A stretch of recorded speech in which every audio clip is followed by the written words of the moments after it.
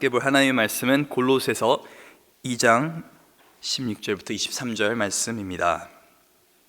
그러므로 먹고 마시는 것과 절기나 초하루나 안식일을 이유로 누구든지 너희를 비판하지 못하게 하라.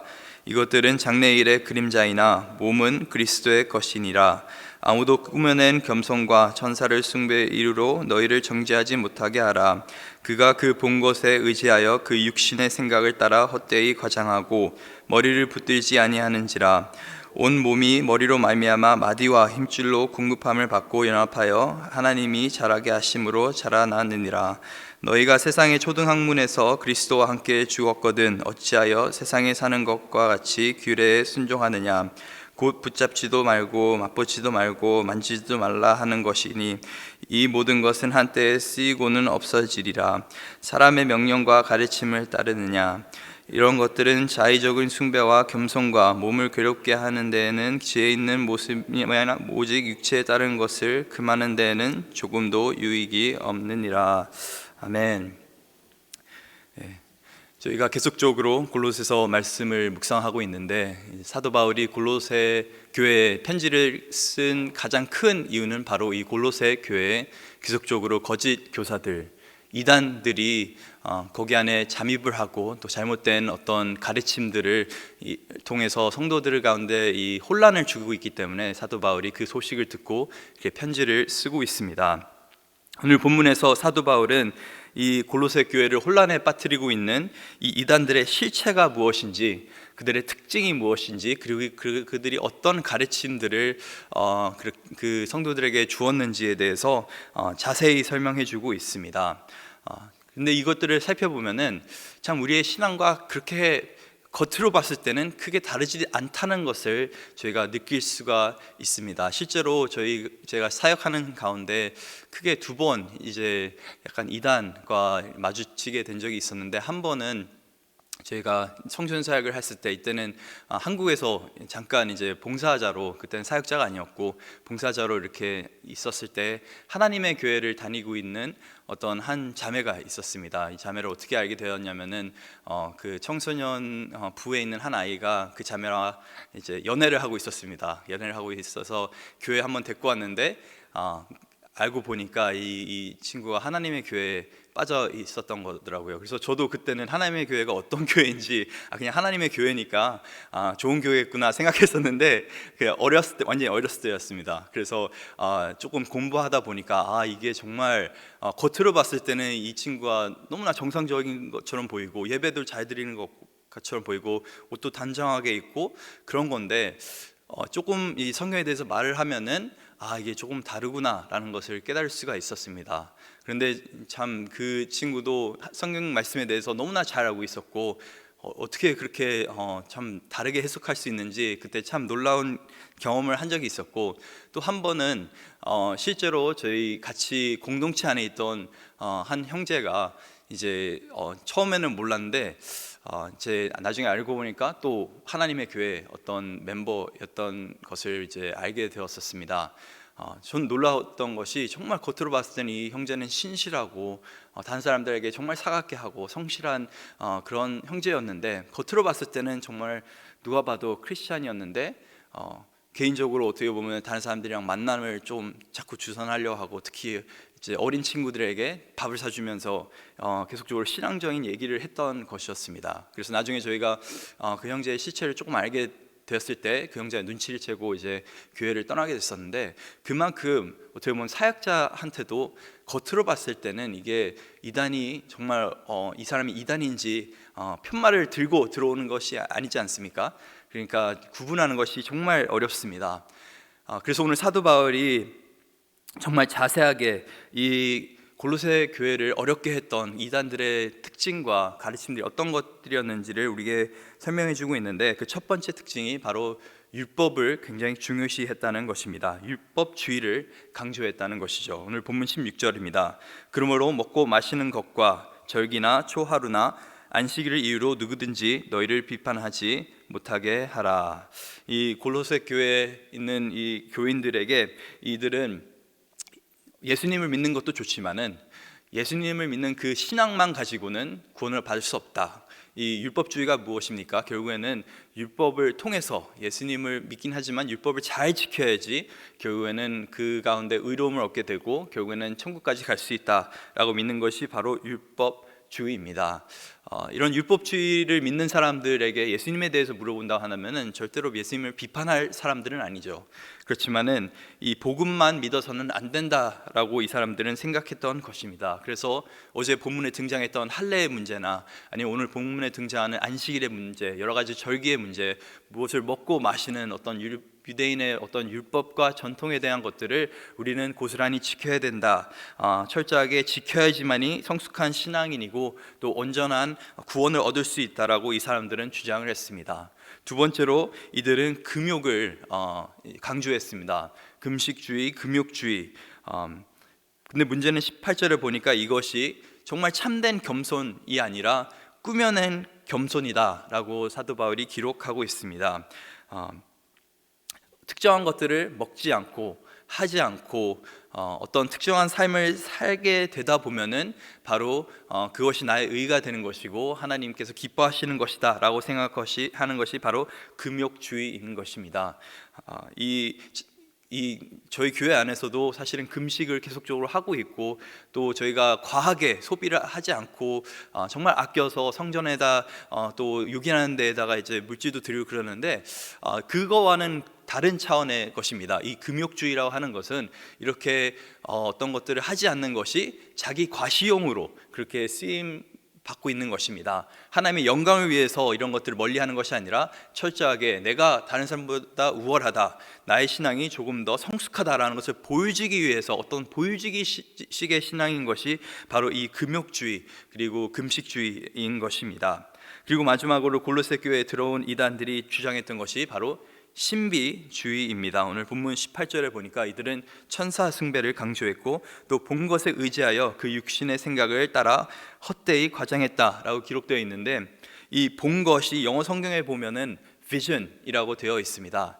자신들이 봤던 어떤 환상들에 대해서 계속적으로 나누고 얘기했다는 것이죠. 이 환상에 도취되어서 이 사람들은 계속적으로 살았었고 또 이런 신비한 체험을 해야지만이 영적인 체험을 해야지만이 진정한 신앙인이 될 수 있다라고 이 사람들은 가르쳤습니다. 그래서 이렇게 여러 가지의 것들을 이 골로새 교회 이단들이 가르쳤습니다. 율법, 절기, 규례, 금식, 금욕, 영적인 체험.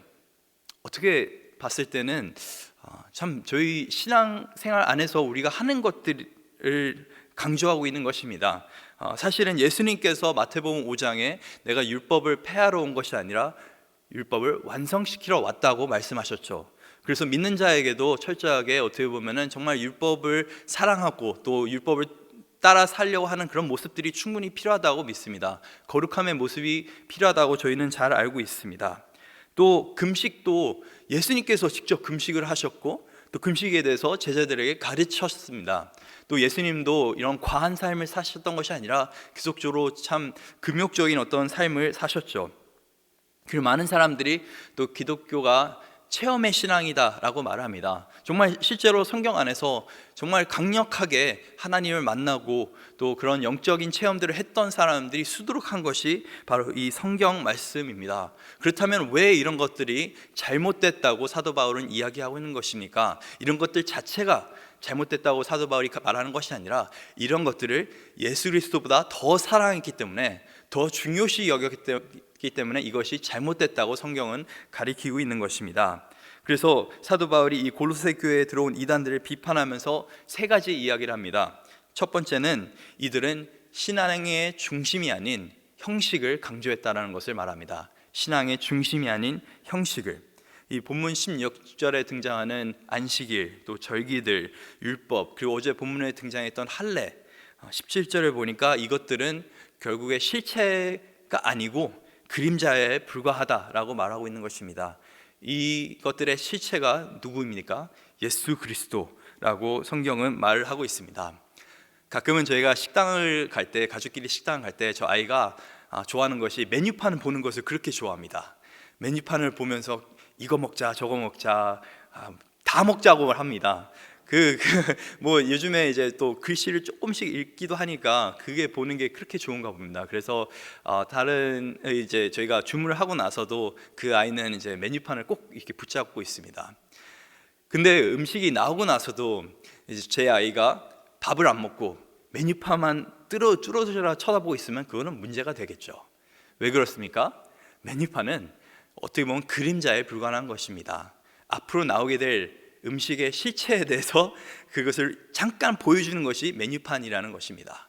이 구약에 등장하는 안식일의 개념, 또 우리가 잘 알고 있는 율법의 개념들 너무나 중요하죠. 그것들이 저희가 소중하게 생각해야 되고 또 삶 가운데 적용해야 되는 것도 분명히 맞습니다. 그래서 많은 사람들이 어떻게 보면 크리스찬들에게 너희는 왜 안식일을 지키지 않느냐, 안식일은 토요일인데 왜 너희는 주일을 기념하느냐, 정답은 굉장히 단순합니다. 저희는 안식일의 실체이신 예수 그리스도 주님의 날을 기념하는 것입니다. 저희가 율법대로 왜 그렇게 목매면서 살고 있지 않습니까?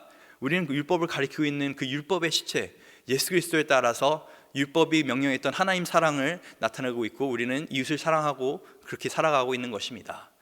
즉 성경이 말하고 있는 건 뭐냐면 이것들이 잘못됐다고 말하는 것이 아니라 이것을 인위적으로 어떻게 사용해서 사람의 힘으로 하나님께 가려고 하지 말고 너희는 이것들의 실체인 예수 그리스도를 바라보면서 신앙생활을 하라라고 사도 바울은 이야기하고 있는 것입니다. 금식 또한 잘못된 것이 아닙니다. 그것들을 잘 사용한다고 한다면 정말 우리가 더욱더 정말 하나님께 간절한 마음으로 나갈 수 있게 되는 것이고 우리가 신앙생활 가운데 더욱더 깊이 있는 어떤 기도와 또 어떤 성숙함을 보일 수가 있는 것입니다. 하지만 이것들을 통해서 우리가 우월하다고 생각한다고 한다면 사실 금식의 목적을 우리가 잊어먹고 사는 것이죠. 금식을 하는 이유는 우리가 더욱더 예수님을 닮기 위해서 더욱더 예수님께 이렇게 초점을 맞추고 살아가기 위해서 하는 것인 줄 믿습니다. 또 영적인 체험도 정말 강력한 영적인 체험을 할 수 있게 해달라고 우리가 계속적으로 우리 자녀들을 위해서 기도해야 되는 줄 믿습니다. 이제 뒤에 저희 수련회를 위해서 금식 기도표가 달려 있는데 항상 이제 목사님께서 말씀하시는 것이 정말 강력한 성령의 역사를 통해서 아이들이 인격적으로 하나님 만나고 체험하고 또 성령을 받는 그런 귀한 은혜의 시간이 될 수 있게 우리가 다 같이 기도해야 된다고 말씀하시는데 그렇게 하는 것이 분명히 맞습니다. 그런데 이런 영적 체험만 있고 신비적인 체험만 있고 하나님을 만나는 경험이 없다고 한다면 말씀을 통해서 깨지고 변화되는 것이 없다고 한다면 어떻게 보면 그 영적인 체험은 아무 의미가 없는 것이죠. 이것을 잘 아는 사람이 바로 사도 바울입니다. 사도 바울은 정말 이 모든 것들을 어떻게 보면 몸소 체험했던 그런 사람이었습니다. 사도 바울은 율법주의자였습니다. 정말 율법을 열심히 지키면은 이 유대인의 관습을 잘 지키면은 내가 천국에 갈 수 있구나, 하나님께서 기뻐하시는 삶을 살 수 있구나라고 생각했던 사람이 바로 사도 바울이었습니다. 또 이 사람은 금욕을 했고 금식을 했고 정말 간절한 모습으로 어떻게 보면은 신앙생활을 했던 사람입니다. 그리고 이 사람이 다메섹 그 길가에서 어떤 체험을 합니까? 참 신비한 체험을 하게 되죠. 눈이 멀게 되고 하나님의 음성, 예수 그리스도의 음성이 들리는 그런 체험을 하게 됩니다. 그런데 성경을 보면은 사도행전 9장을 보면은 사도 바울이 언제 회심을 하게 됩니까? 눈이 머는 그 순간에 회심을 하게 됩니까? 그렇지 않습니다. 나중에 아나니아라는 사람이 찾아와서 이 사도 바울이 경험하고 있는 것들이 어떤 일인지 그리고 그리스도의 복음, 하나님의 복음이 제대로 이 사람에게 전해졌을 때 결국에 그 눈에 그 눈꺼풀 같은 것이 떨어지고 이 사람이 완전히 새 사람이 됐다고 성경은 기록하고 있습니다. 그래서 이런 신비한 체험, 영적인 체험들 물론 성경 가운데서도 초대교회에서도 충분히 나타나고 있는 그런 체험들입니다. 하지만은 성경을 자세히 읽어보면은 그런 신비한 체험 후에는 항상 하나님의 말씀이 선포되고 있는 걸 볼 수가 있습니다. 사도행전 2장에 성령님께서 강림하셨을 때도 정말 신비한 체험을 사람들이 많이 하고 있었는데 누가 일어나게 됩니까? 베드로가 일어나서 설교하게 됩니다. 그리고 그 설교하는 가운데 3,000명이 믿음 가운데 들어오게 되는 것이죠.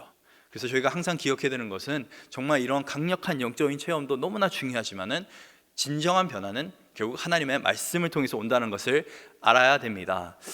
참 답답한 것이 저희 아이들이랑 얘기하다 보면은 왜 너는 예수님을 믿지 않느냐? 너는 왜 신앙 가운데 들어오지 못하냐고 물어보면 대부분 아이들이 뭐라고 하냐면은 아직까지 정말 이런 신기한 체험을 하지 못해서 하나님께서 살아계시다는 그런 체험을 하지 못해서 제가 예수님 잘 못 믿겠다라고 하더라고요.